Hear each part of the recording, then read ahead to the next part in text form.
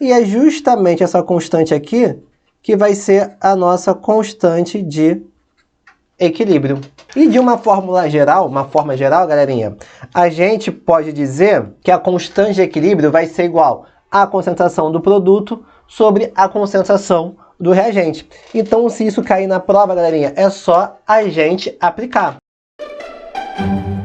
Fala aí, eu sou o Thiago do Responde Aí. Vamos bater um papo sobre equilíbrio químico? Então, galerinha, essa aulinha ela foi feita para ser bem dinâmica para vocês, para a gente entender quando uma reação entra em equilíbrio, a gente entender como funciona a fórmula dela e no final falar um pouco sobre os fatores que afetam aí o equilíbrio. Belezinha? Mas antes de começar, eu tenho aqui 2 recadinhos para vocês, né? O primeiro é que, além desse vídeo aqui de equilíbrio químico, né, falando de química, a gente tem produzido vídeos de diversas matérias para vocês. Cálculo, física e diversos assuntos mesmo, desde os mais básicos, né, aqueles, sei lá, limite, derivada, integral, até teorema de Stokes. Então, para você ficar ligado em tudo que a gente está fazendo aqui nesse canal, então se inscreve no canal e ativa o sininho, que é quando você ativar o sininho você vai ficar sabendo aí das novidades, que pode estar sempre chegando um vídeo novo quentinho do forno para ajudar vocês a irem bem na prova. Belezinha? E o segundo recadinho, galera, é que além dos vídeos, a gente preparou muitos resuminhos para vocês. Então, é só chegar aqui na descrição do link desse vídeo, que tem um linkzinho para os nossos resuminhos. Então, vale a pena dar uma olhada lá, ok? Mais recadinhos dados, vamos falar aqui do nosso assunto principal, que é equilíbrio químico, ok? Então, vamos lá. Eu começo falando do equilíbrio químico, né? E para isso eu trouxe uma reação, ok? E eu quero começar mostrando para vocês quando que uma reação entra em equilíbrio, como funciona ela, ok? Aqui a gente tem no eixo Y a nossa concentração dos reagentes, ok? E aqui no eixo X nós temos aqui o tempo de reação, ok? Vamos olhar então para um dos reagentes, vamos olhar para o hidrogênio aqui, para o gás hidrogênio. Se a gente começou a reação, a gente está no instante zero, ele vai estar aí na sua concentração inicial, belezinha? Ao longo da reação, como ele está virando HCl, a concentração dele vai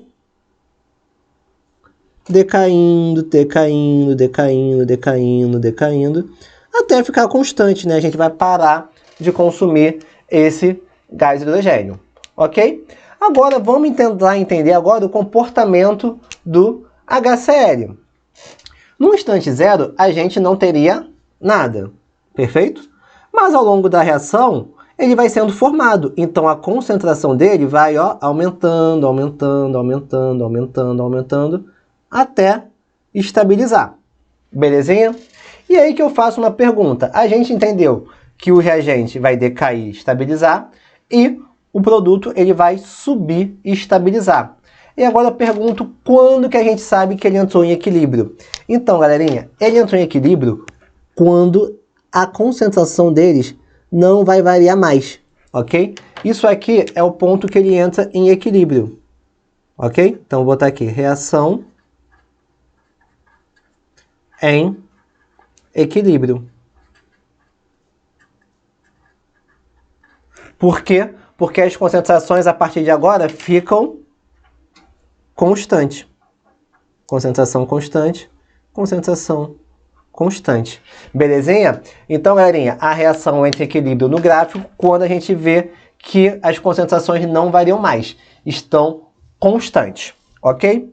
E isso acontece porque as reações elas vão ter uma constante de equilíbrio. E dependendo dessa constante de equilíbrio, a gente vai ter que uma reação vai ser mais favorecida do que outra. Vamos entender isso melhor. Trouxe aqui novamente a nossa reação do H2 com Cl2, formando 2 moléculas de HCl. Vamos falar da parte de velocidade. A gente tem aqui uma reação acontecendo no sentido para cá, belezinha? O H2 reagindo com Cl2, formando 2 de HCl. Pela equação da velocidade, nós temos então que essa velocidade V1 vai ser igual à nossa constante K1, belezinha? Que é a nossa constante da reação, que vai multiplicar as concentrações de H2 e Cl2, que são nossos reagentes. Mas assim como essa reação ocorre nesse sentido, a gente tem a reação ao contrário, de decomposição da HCl. Então a nossa reação V-1, que é a reação contrária, vai ser o quê? Essa constante K-1, que é o contrário, que eu botei aqui, ok? Vezes, agora que é o nosso reagente, o HCl. Então aqui vai ser o HCl ao quadrado. Belezinha? Lembra que a gente mostrou no gráfico que quando a reação entra em equilíbrio, as concentrações não variam? Ok? A gente pode dizer matematicamente que isso acontece quando a velocidade de ida é igual à velocidade de volta. Então, a reação entra em equilíbrio quando V1 for igual a V-1. Belezinha? Em outras palavras, ela entra em equilíbrio quando o nosso K1, que multiplica o H2 vezes L2, né, que isso é igual a V1,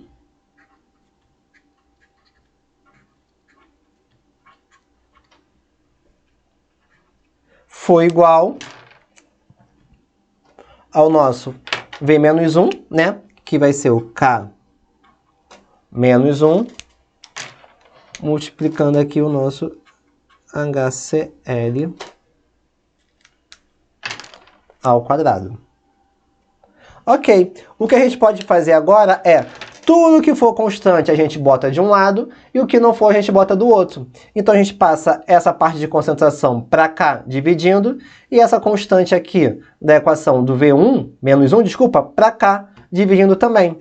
Com isso a gente fica aqui K1 sobre K menos 1, ok?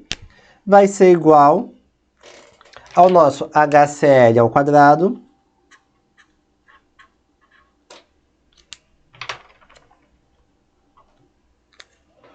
sobre o nosso H2 que multiplica o Cl2. Belezinha? Opa! Vou botar aqui pretinho. Reparou que aqui a gente tem constante sobre constante? A gente pode chamar isso de uma outra constante. E é justamente essa constante aqui que vai ser a nossa constante de equilíbrio. Belezinha?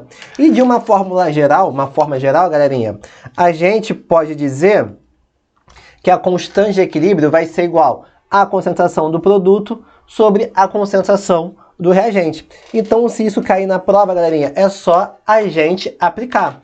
E lembrando que essa condição aqui, V1 igual a V menos 1, é a nossa condição de equilíbrio.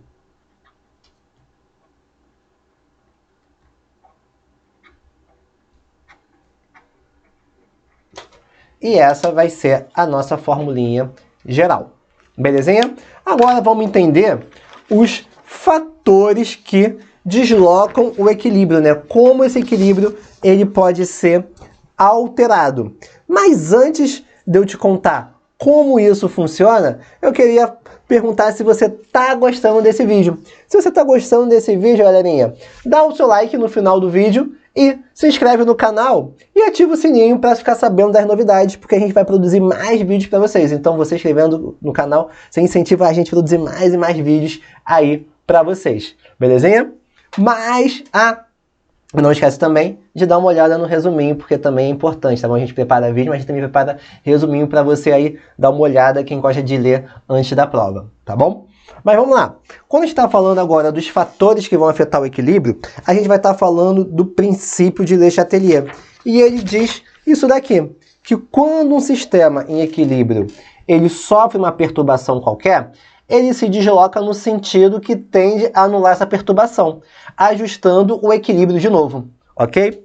O que eu quero dizer é, se eu tenho lá uma reação que tem equilíbrio e eu mexo nela, sei lá, eu aumento a temperatura, a reação vai começar a se deslocar para que o equilíbrio se restabeleça de novo. Vamos fazer uns exemplozinhos para a gente entender? Eu trouxe aqui novamente o nosso H2 mais Cl2 formando 2HCl. E os fatores que eu posso mexer no equilíbrio são concentração, pressão e temperatura, por exemplo. Como assim a concentração? Cara, se por acaso eu começo a aumentar, por exemplo, a minha concentração de H2, opa, se eu estou aumentando aqui, para o equilíbrio se estabelecer, eu tenho que também aumentar o produto. Então, se eu aumento a concentração de H2, eu desloco a minha reação no sentido dos produtos. Belezinha? Aqui é o deslocamento da reação. Ok? Deixa eu botar aqui um ponto vírgula. Se eu, por exemplo, eu resolvo fazer uma coisa diferente, eu diminuo a minha concentração de Cl2. Opa, se eu estou diminuindo aqui, o meu equilíbrio ele vai vir para cá, para eu produzir mais de Cl2. Belezinha? Então, é dessa forma que o equilíbrio vai funcionar. Se eu aumento de um lado, eu desloco para o outro. E se eu diminuo de um lado, eu desloco para esse mesmo lado. Belezinha? Quando a gente está falando de pressão, aí são duas coisas. Se o número de mols for diferente, eu sempre vou deslocar para aquele que vai me dar menos pressão, menos número de mols. Então, se eu aumento a pressão, eu desloco para onde tem menos gás. Para justamente diminuir essa pressão, ok? E vice-versa, se eu diminuo a pressão, eu desloco para onde tem mais gás. Por fim, a gente tem a temperatura, que é, se eu aumento a temperatura, eu desloco,